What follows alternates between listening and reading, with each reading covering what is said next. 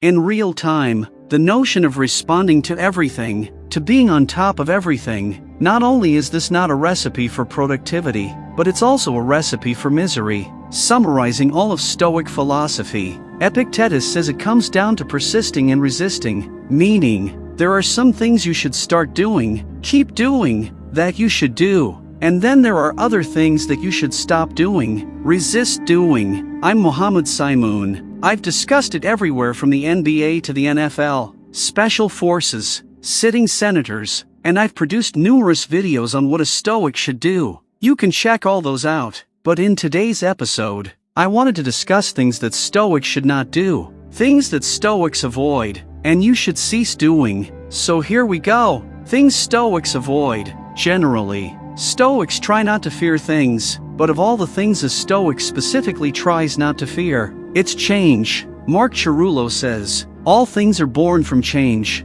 Everything good that ever happened to you in your life came from change. A Stoic doesn't fear change because they're prepared for it, because they know they can handle anything. Mark Cerullo says in meditation, what am I going to do about tomorrow? He says, I'm going to meet it with the same weapons that I met today. Knowing what you're capable of, knowing what you can handle, means you don't have to fear change. You don't need to cling to keeping everything the same. And part of the Stoic idea of indifference doesn't mean you don't care, but it means you're fine either way. So because of the preparation a Stoic undergoes, they don't need things to be a certain way. A Stoic doesn't have to have a preference about how things are going to go tomorrow, whether it's going to be rainy or beautiful, whether it's going to be hot or cold, whether people are going to love them or hate them. They know what they're supposed to do. They can handle anything. So a Stoic doesn't fear change, doesn't have preferences, right? Because they don't need to. They can handle anything that life throws at them. A lot of stuff happens every day, every minute. But here's the thing, most of it doesn't matter, right? Marcus really says you're better off not giving small things more attention than they're worth.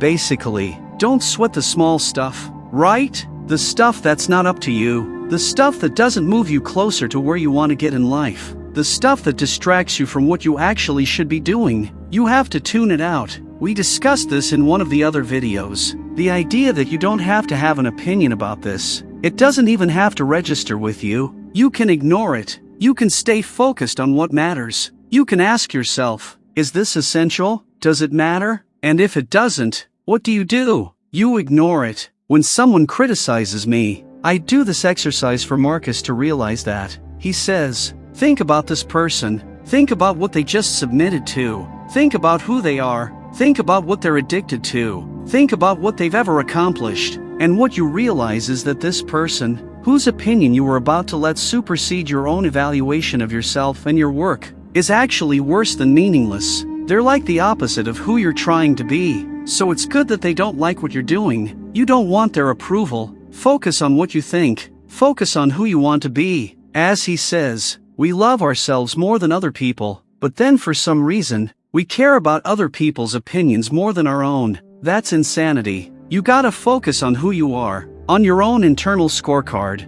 on your sense of self. That's what you measure yourself against, not the nonsense of other people, not the worthless opinions. These people who, quite frankly, you don't respect anyway. A Stoic doesn't need to get even. Marcus Aurelius says the best revenge is to not be like that. And this is a person who experienced coups, who was lied about, who was attacked constantly, right? So the best revenge is to not be like the person who wronged you. Seneca says that we get angry about things, but how ridiculous that is. He says, you never return a kick to a mule or a bite to a dog, right? A Stoic understands that by nature of what we do, who we are, we're gonna get attacked. We're gonna get criticized. People suck.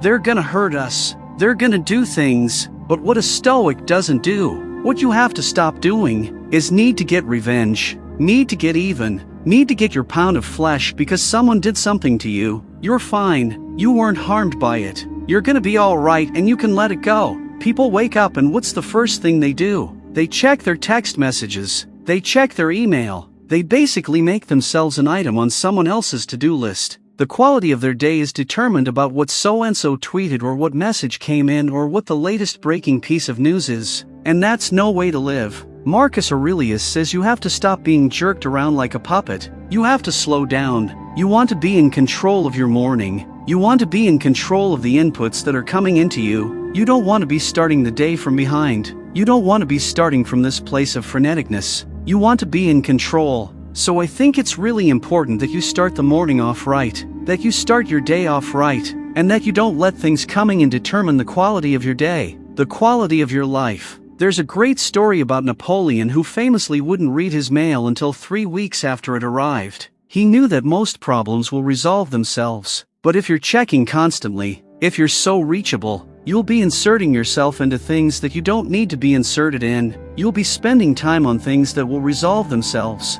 You can imagine Marcus Aurelius doing a similar strategy, or Epictetus or Seneca. The idea of responding to everything in real time, to being on top of everything in real time. Not only is this not a recipe for productivity, it's a recipe for misery too. You have to be willing not to know every single thing that's going on, to not be so reachable that anyone can interrupt you in your concentration at any time. Follow Napoleon's advice. Sleep with your phone in the other room. Leave your phone in the other room when you're going to do something important. Don't be so reachable. You don't have to let this get to you. Marcus Aurelius says, you don't have to let it upset you. You always have the option to have no opinion. He says, you can just let it go. You can let it.